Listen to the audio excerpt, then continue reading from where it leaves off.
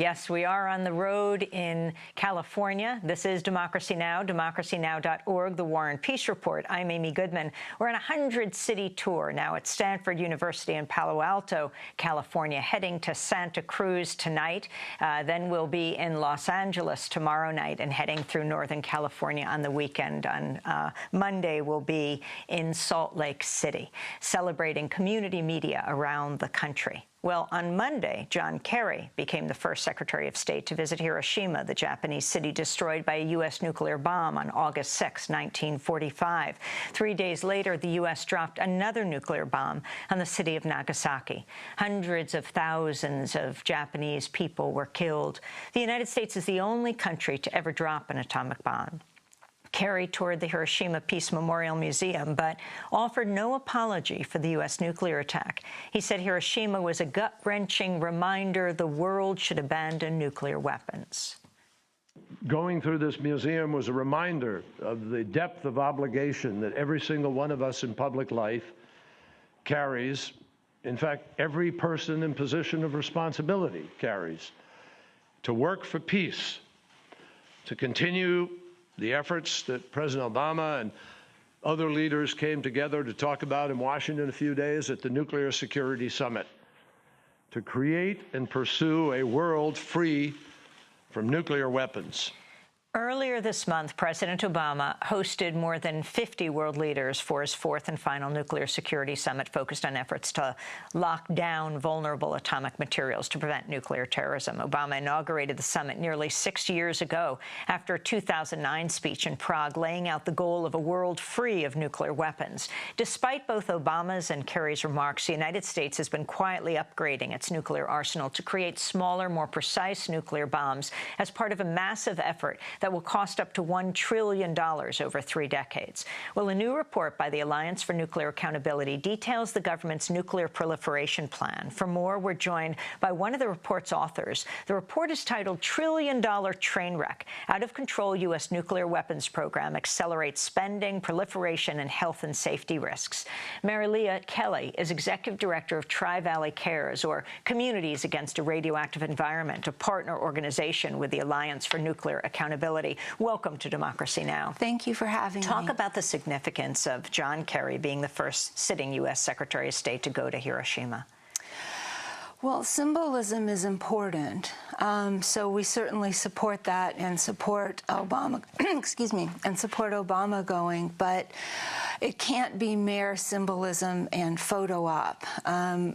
Kerry went empty-handed. The United States needs to go with a concrete plan to roll back its own nuclear weapons program. You cannot preach abstinence in terms of nuclear weapons from the biggest bar stool in the room.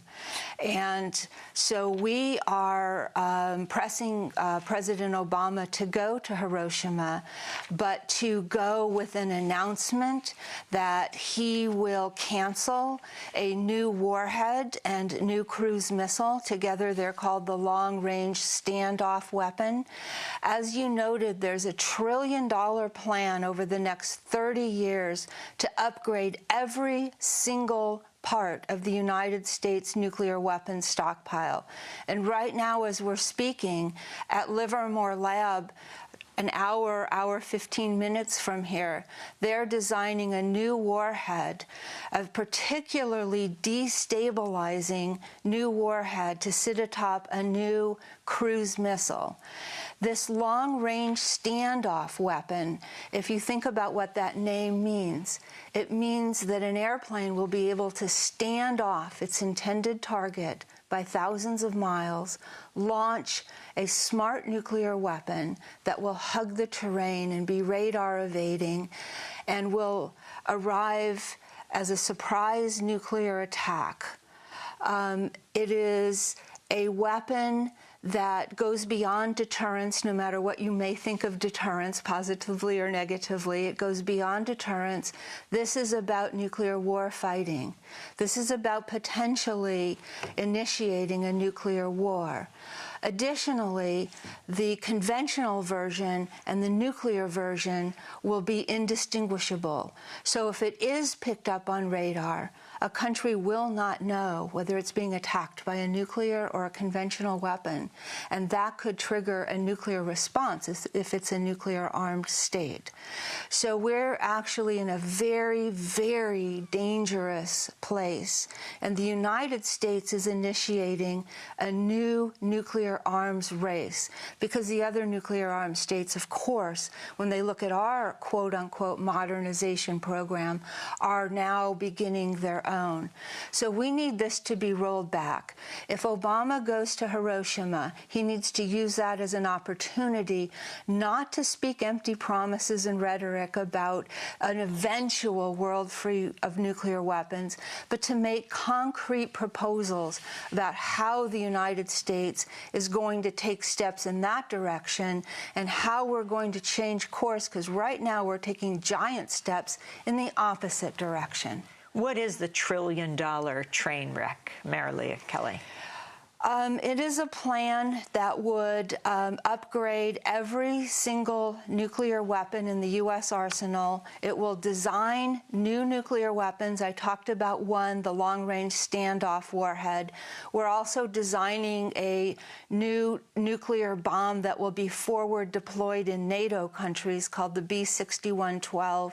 It's getting a new tail fin kit so that it will become the first gravity drop bomb that then becomes a guided nuclear weapon. There are new options being put into nuclear weapons, submarine-launched, ICBMs, land-based launched, all legs of the triad. And they're getting new heights of burst option. They're getting new precision options. They're getting new dial-a-yield options. What's the alternative in this last minute? The alternative is to cancel this aggressive new nuclear weapons program, and we can curate the United States nuclear weapons stockpile, maintaining the existing safety and reliability until such time as the nuclear weapons are dismantled pursuant to U.S. obligations under the Non-Proliferation Treaty. And the world is gathering in May, next month, May 2nd, in Geneva at the United Nations to discuss the steps to doing this and to discuss the legal requirements of global disarmament, and the United States is boycotting. So we need... Boycotting why? 10 seconds? The United States is boycotting it because it doesn't believe these discussions are useful or productive. But of course, they are the most important discussions on the planet.